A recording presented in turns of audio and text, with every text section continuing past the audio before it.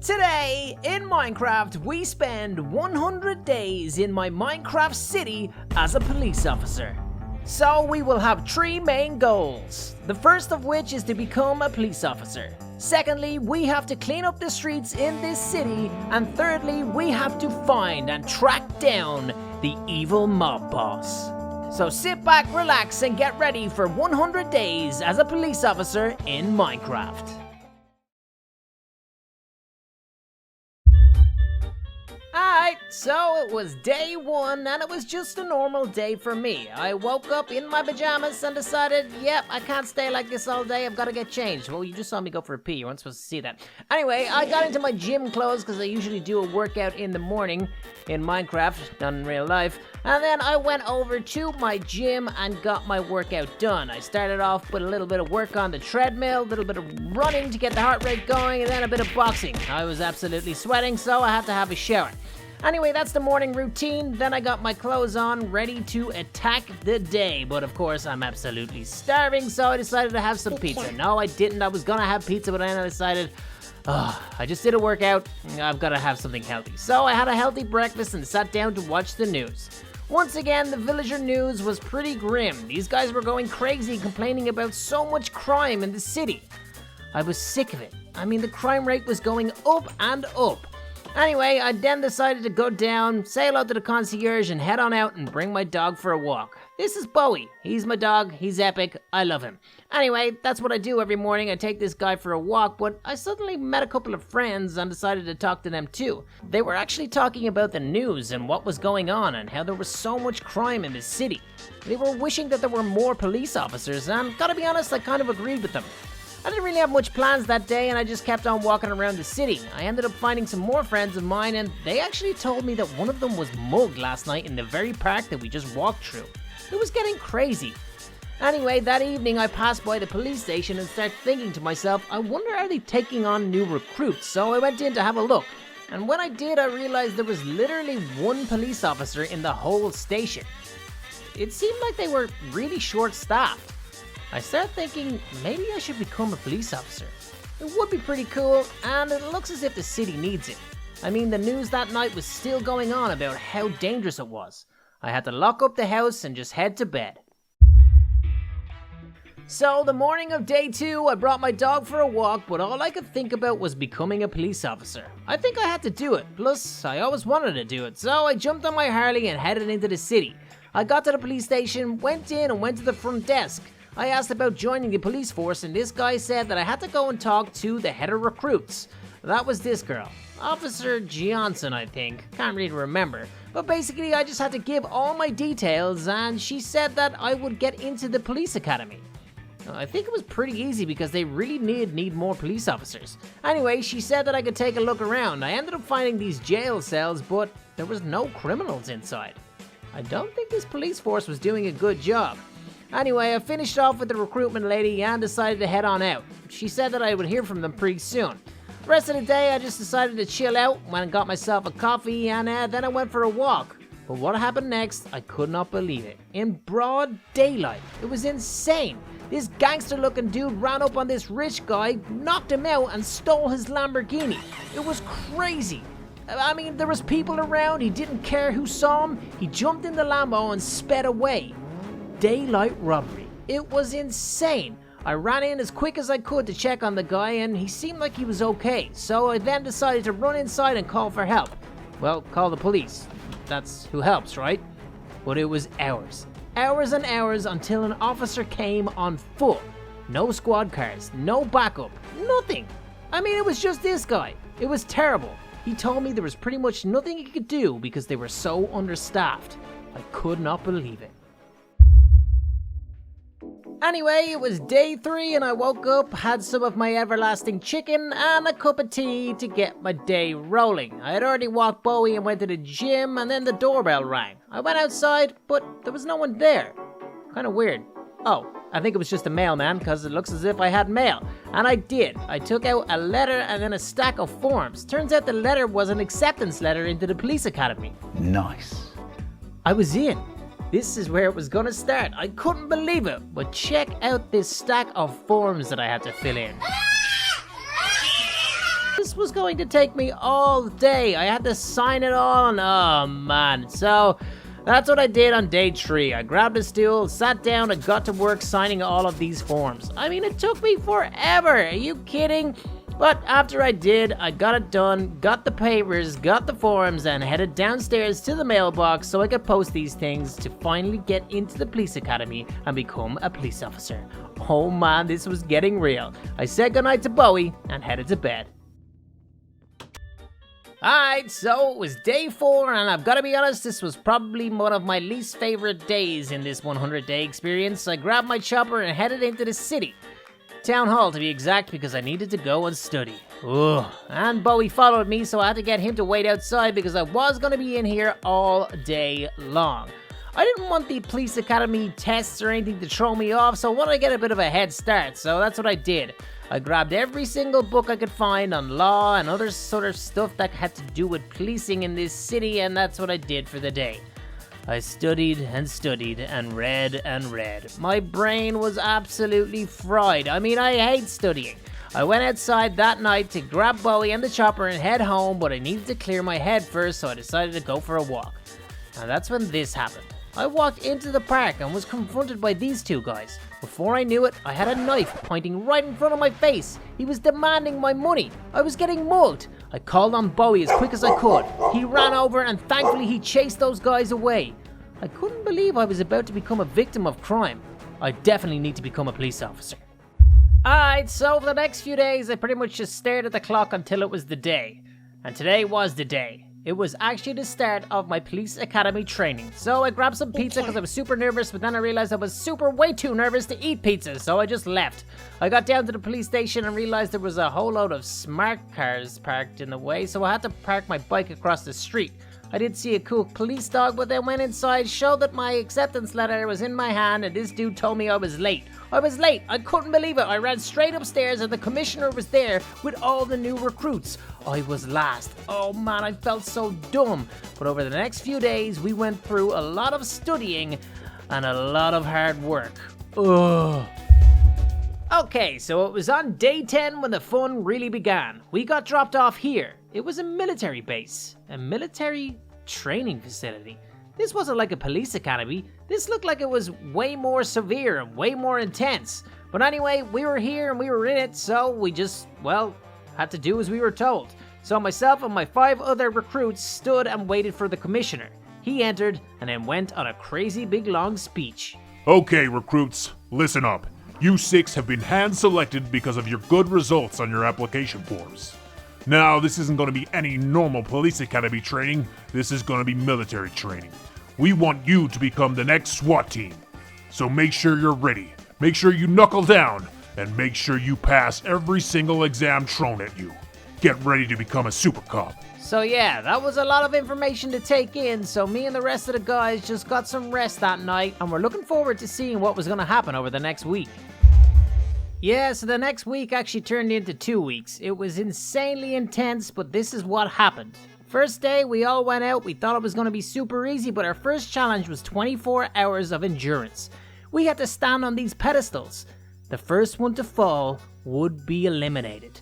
This was crazy and insane. And out of nowhere, one of the guys collapsed and he was out. We now realized how intense and crazy this training was going to be. Anyway, one of the days followed and yeah, it was this. Running. More endurance. We literally had to run around this track for as long as we could. It was 24 hours once more, but thankfully this time everybody passed. Nobody failed. We did get a couple of days break after that, but the next challenge was insane. It was all about facing your fear, and I did it first. We had to plunge off this huge bridge straight down underwater and get down to a little bunker below before we ran out of air. In the bunker was a grenade. We had to pick up live grenades, face our fears once more, and swim back up, get to the rope before our air ran out, and bring the grenade back to the top of the bridge. It was an insane challenge and we had to do it all day long. But one of the girls, she failed. She couldn't do it any longer, and we had lost one more recruit. It was insane. There was now just 4 of us. Okay, but I'll be honest, the next challenge, it wasn't much of a challenge. This was more like just plain old fun. It was a gun range and we had to take out all of these dummies. This is my bread and butter. I was so epic at this. First it was the pistol, I was taking them all out. Then it was some sort of a heavy rifle, and this thing was powerful. These guys didn't stand a chance. Anyway, next thing we had to do was put on a gas mask and use gas grenades. This was actually kind of dangerous, and I think I inhaled some of it, which was not too good, but I was able to take out all the targets too.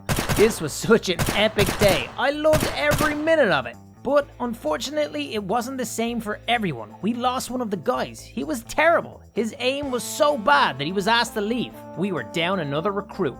So there was only 3 of us left, and we had a pretty grueling week. It was a lot to do with fitness, but one of the things that did stand out was this kind of challenge to become a mechanic. Yep, I had no idea the police needed to be mechanics, but it was one of the challenges, and I actually did pretty well. We basically had to fix up all these ATVs and, yeah, become good at fixing cars and things. It was pretty good, and I passed with flying colors. Unfortunately, one of the guys didn't. He had no idea how to fix vehicles or anything about cars. It was super surprising, but turned out it was just 2 of us. Me and this girl called Chloe. We were the only ones that survived. Congratulations, you two. Stellar work over the last 2 weeks.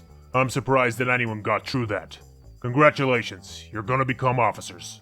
So there you have it. Our 2 weeks was up, and it was only myself and Chloe that passed all the exams. We were gonna become police officers.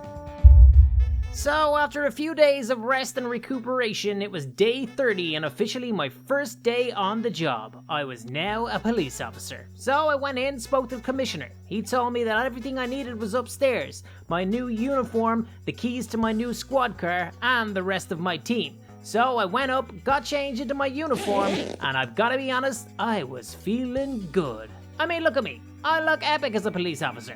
Anyway, I then decided to head on upstairs to see the rest of my team. This is where it all started a few days previous. And there they were. It was Chloe, this guy, can't remember his name, and that guy. I never even saw his face. But anyway, this was the new squad, and we were gonna get things done around here. Start arresting criminals. I wanted to go down and check out my new car. It was a smart car. I mean, it wasn't your typical squad car. The chief had a big idea on pollution and climate change, and he wanted to save the world or something. I don't know, but these cars were actually kind of cool. They were super quick. But then I checked the cargo of the smart car. Turns out I was absolutely stacked. This car had everything. I mean, it had a submachine gun, a pistol, and a super powerful shotgun. If I got into any trouble with some bad guys, I think I was going to be able to handle myself. All the training and all these weapons, man, I was good to go.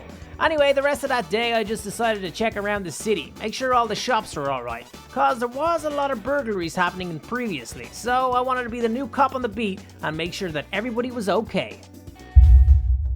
Alright, so honestly, I thought I was gonna be a crazy cool SWAT officer shooting my gun, arresting bad guys straight away, but turns out you gotta do your time on the beat, so one of the nights I was out, I did actually hear a couple of people talking about an illegal street race. So I listened in, got the details, and decided to set up some sort of a sting operation. This illegal street race was super dangerous and pretty reckless from the guys involved, so I wanted to set up something good, maybe get my first arrest. So myself and Chloe decided a roadblock down the street from where the race was going to start was a good idea. We got to work setting up a roadblock, making sure that we'd be able to stop the cars if they came at us at speed. I mean, remember, these guys are going to be traveling pretty fast. But anyway, that night the race got underway and we were ready. These cars are super fast, but thankfully our roadblock was absolutely epic and I was able to stop them. And then I realized I recognized this guy. This was the dude that stole the car at the start of my 100 days. I was after making a seriously good arrest. Couldn't believe it. Myself and Chloe were absolutely delighted. Oh man, it felt good getting our first 2 arrests. Later that night, we put these 2 losers behind bars. Joyriders and car thieves. I mean, that's pretty good for our first 2 arrests. And of course, the chief agreed. He promoted me to team leader the very next day. I also wanted to go check out the cars that we impounded. It was feeling pretty good, and to be honest with you, I kind of wanted to test out a couple of these cars myself, but I suppose I didn't want to annoy the chief. A good couple of days. So speaking of the chief or commissioner, whatever you want to call him, basically he told me that Grand Theft Auto and car crime in this city was getting out of hand. So he gave me and my team the assignment of cleaning up the streets of all criminals using cars. First night I caught this dude. He was speeding and he had no tax and insurance, so I had to give him a fine and arrest him. Not too crazy, but it was worth the arrest. Anyway, a couple of nights later, we stopped another illegal street race. These two guys were going at crazy speeds and putting a lot of civilians in danger, so again, we had to arrest them and confiscate their beautiful cars. Man, these cars were so sick, but me and Chloe were pretty happy. And then we got back to this guy. Turns out that he really didn't want the fine, and he said that he had some information for us. He would tell us if we let him go. We weren't sure to trust him, but he told us about this really rich guy in the edge of town that had super cool cars, but they were actually stolen. And they were. We got to his house and he had $1 million worth of cars sitting in his garage, and they were stolen. I couldn't believe it. I bust down the door, told his wife to freeze, and went straight to the guy. Even rich people can have stolen property. I couldn't believe it. But with a little bit more snooping around, it turns out that this guy had a lot of illegal weapons in his safe as well. So I confiscated those and arrested him. The more I thought about it, the more I was thinking that this guy could be a bit of a mob boss. Anyway, a couple of nights later, there was a robbery at a local jazz cafe. Well, a bar or whatever, but some dude threatened the staff with a gun. Took all the money and all their phones. It was crazy. He sped away, but he actually sped right into me at a checkpoint. I knew I had to take out the tires, so that's what I did. Oh, my shot was on point. Dude crashed straight into a waterfall, then straight into a lamppost. It was beautiful. I caught him red-handed with all the cash and all the stolen goods. It was an absolute epic robbery. Oh, and I absolutely love this guy's car. I couldn't believe how nice it was. Anyway, the chief decided that I was doing an excellent job and once more promoted me again. He said as a reward that I could take some of the confiscated cars for myself. I could choose just one, and I knew exactly what one I wanted it to be. The 1967 Ford Mustang GT500. This thing is absolutely sick. This was my new police car. I got a little bit of work done, just to let people know that yes, this is a police car. The chief knows how much I hate those smart cars, so I was super happy with my new car. Yeah, but I couldn't get too excited because on day 50 I spoke to my team. We decided that the guy that we caught in that mansion, the really rich dude, we decided that he probably was some sort of a gangster, some sort of a mobster. Could be some sort of a boss, so we had to check it out. So I went down, got him out of his cell and wanted to question him. But the commissioner told me that he was super rich and he had a hotshot lawyer. I couldn't speak to him without the lawyer present, so I went in and see if I could get anything out of this guy. I started the camera and began to question him. But, as I thought, nothing. His lawyer just told him to say no comment to absolutely everything. I could get no evidence out of him whatsoever, or I could get no idea into who he really was. So I decided to just bring him back to his cell and call it a day. I couldn't get anything out of him, but his court date was tomorrow, so I was gonna have the last laugh. Alright, so on day 51 it was the day of the trial. I did notice straight away though, outside there were some black SUVs and the bad guy was talking to someone out there. Looks like they were gangsters. I think we were onto something. This guy could definitely be a boss. And I had him in court. This was gonna be good. I was gonna get to put him away. So I went into the courtroom, checked in, and headed straight inside. It was just me, the commissioner, the judge, his lawyer, and the bad guy, who I thought was a mob boss.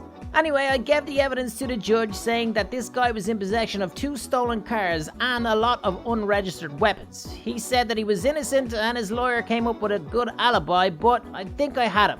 I think the judge was on my side. And in fact, the judge did say that I did a good job, but he was going to be lenient on this guy because it was his first offense. He gave him 1 year in jail.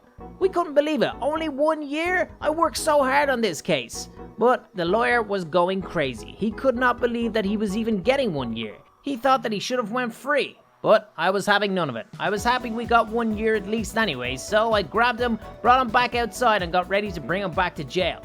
Although when I was outside, I did notice that the lawyer was talking to those gangster-looking dudes. There was definitely something fishy going on here. I knew that this wasn't the end of it with this guy. I think he was too important. But anyway, I put him into the jail cell because that's where he was going to spend the next year because his lawyer made some sort of a deal. He wasn't going to go to a main prison. Okay, so over the next 2 weeks, well, I wasn't really sure what was going down. As I was patrolling through the city, Nothing was happening. No crime, no muggings, nobody stealing anything, nobody robbing cars, nobody speeding. There was just literally no crime. Everyone I spoke to was saying that the police were doing a good job. I was checking locations that would usually be notorious for crime, but nothing. I even went to the local hospital to see what was going down. They said that it wasn't as busy. There was not as many injuries, no fights, no nothing. I even went to the local school, which was thriving. All the students couldn't wait to go and graduate, get houses, and live in the city. I checked out the airport, which could be used for smuggling and stuff, but nothing. There was no crime whatsoever. We had done an epic job. I even had time to just walk around, check out the shops, make sure nothing was going down, and it wasn't. I was having coffees, I was just having a great time. The city was absolutely buzzing. Everybody was just, having the best time of their lives. Nobody had any worries. Nobody was worried about, any pickpocketers on the beach or anything like that. It was just plain sailing the whole way.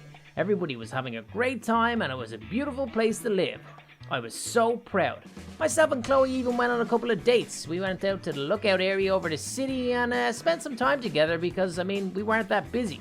We also went to a local rescue center and noticed that there was some cool birds and also that, there were some dogs that we could possibly adopt.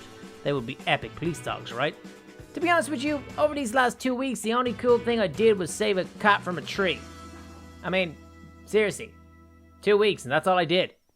Yeah, so it turns out that was just the calm before the storm, because on day 70, just outside the police station, the mob boss's goons turned up and they had explosives. This was not good. We had no idea. I was inside, I was on duty, but I didn't hear anything. This guy placed down explosives and blew a hole in the side of the police station. They got him out. They rescued their boss. This was not good for us at all. They got him into the car and they made their escape. All 4 of them. There was nothing we could do. I did hear the explosions and I ran straight for the cell, but it was too late. When I got in there, all I found was a gigantic hole in the side of our building.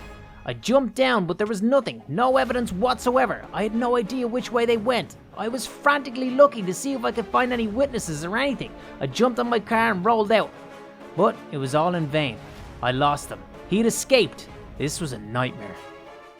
So honestly, the next few days were not great. It was pretty grim. We had lost the mob boss and there was nothing we could do about it. We had no clues, no nothing, no leads.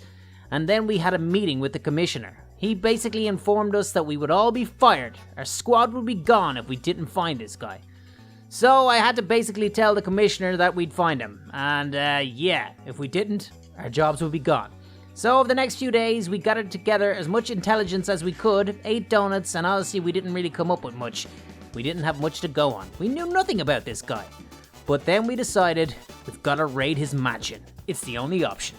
Yeah, so it was the only option. The mansion was the only intel we had on this guy. It's where he lived, but we knew he wasn't going to be here. We just decided we might find some evidence in here, so we got ready. I grabbed my guns from my car and said to the guys that I was going to head in alone because I didn't want to risk their lives. There could be a trap waiting inside.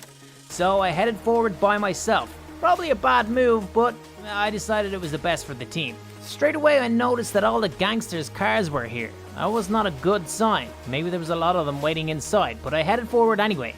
The door was open, which was really strange, but I headed in. And it seemed like it was pretty safe. I was okay to basically lead this mission on my own, so I decided to go upstairs even though it was pretty dark up there. Next thing I knew, I was in a full-scale battle. I never loaded my machine gun. I had to use my pistol. I called for help. Back up, I screamed. The guys were on the way in, but I had to fight it by myself. Luckily, I had epic weapons and I was able to take these guys out. It was insane. There were a couple of close calls. There were bullets flying everywhere, but I was able to take them all out, apart from one guy. I looked over the balcony and one of them was trying to escape. So I chased them down, shouting, "Freeze! Don't move!" And thankfully he stopped. I had this guy in custody and basically he was going to be the key to finding out more information about the mob boss. I brought him back to the guys and we pretty much celebrated.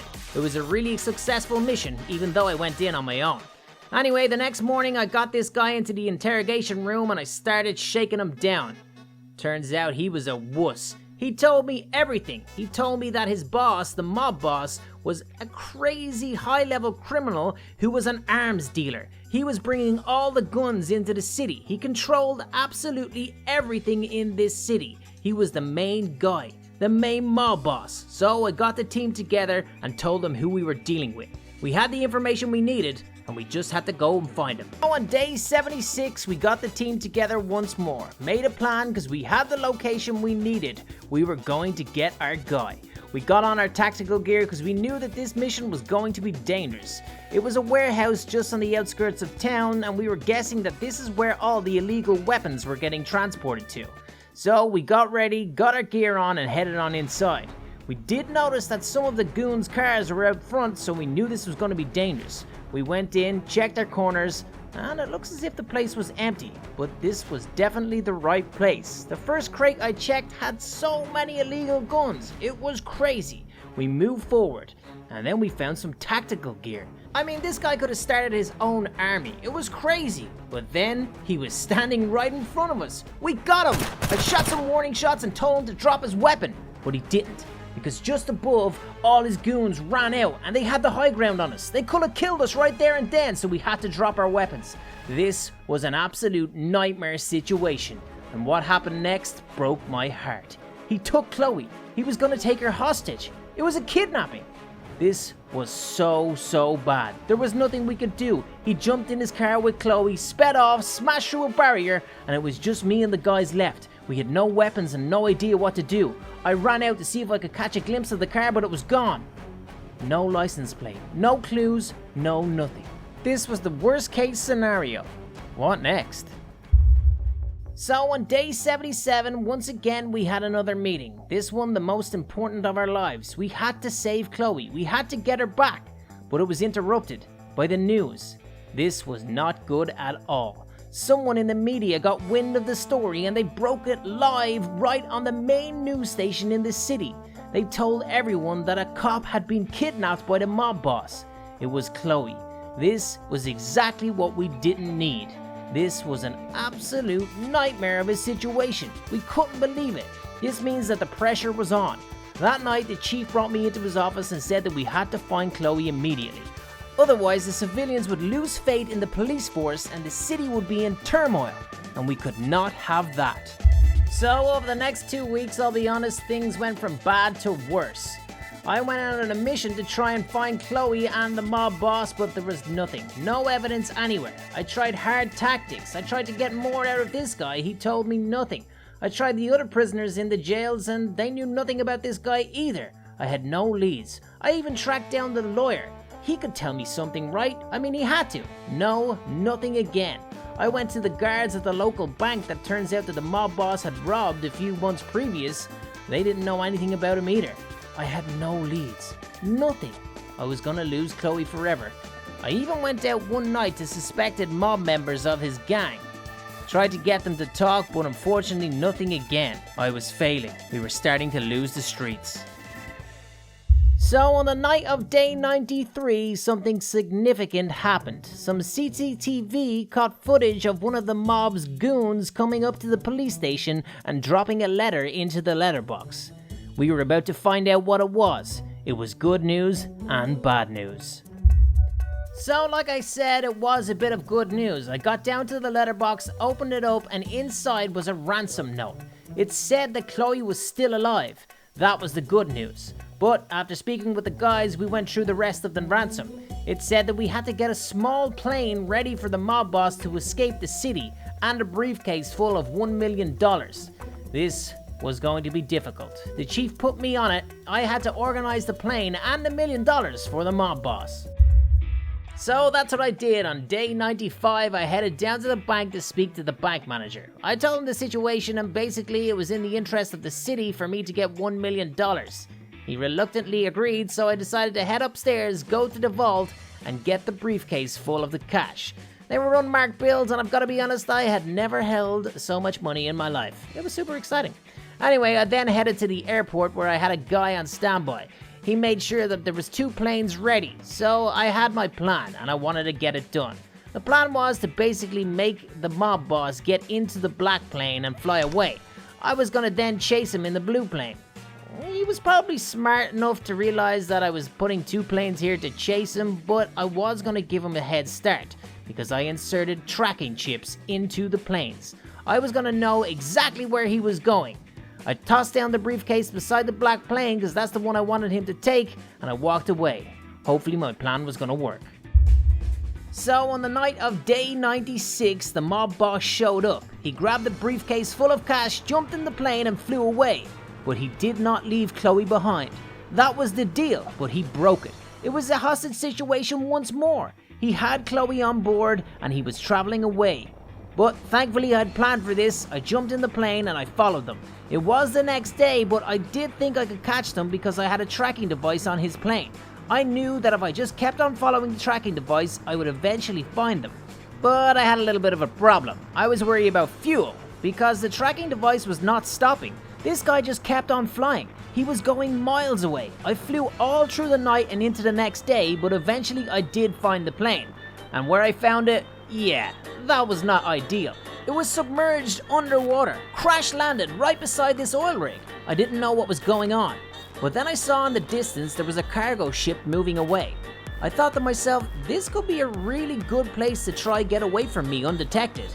So I decided I had to go take a look. Yeah, and the only way to get down there was to jump straight out of the plane into the water. A pretty risky move, but I made it and I was unhurt. So I came to the surface and decided to sneak up. I mean, no one was gonna see a tiny little human getting onto a gigantic cargo ship. I got up and I kinda knew that they were here. I got down, got my weapons out, and snuck between the containers. I had to find him. I knew he was close, and next thing I knew, he was right in front of me. He was there. He was wearing full armor. This suit was impenetrable. I had to keep shooting to try and knock him out, and eventually, I got him. He was down. I had captured the mob boss, and I had saved Chloe. It was over. What a victory. Yes! So on day 99, we got this dirtbag behind bars once more. But he wasn't going to stay here in the police station. He was going to Alcatraz, the most secure prison in Minecraft. He was going to spend the rest of his life in this horrible, horrible place. But that was good news for us, so we all celebrated the only way we knew how, with a load of donuts. Yep. And just like that, it was day 100. I headed over to City Hall because we had completed our goal. We survived 100 days as a police officer in Minecraft. The commissioner had set up a little reward ceremony, so I took my seat with the rest of my colleagues and let him get on with his speech. Turns out he called us up and gave us one of these. It was a hero's medallion, the highest honor any police officer could receive. So guys, we did it. Make sure you smash a like rating on this video and celebrate my 100 days as a police officer. We absolutely crushed it. Hope you enjoyed. Until next time, we're out. Peace!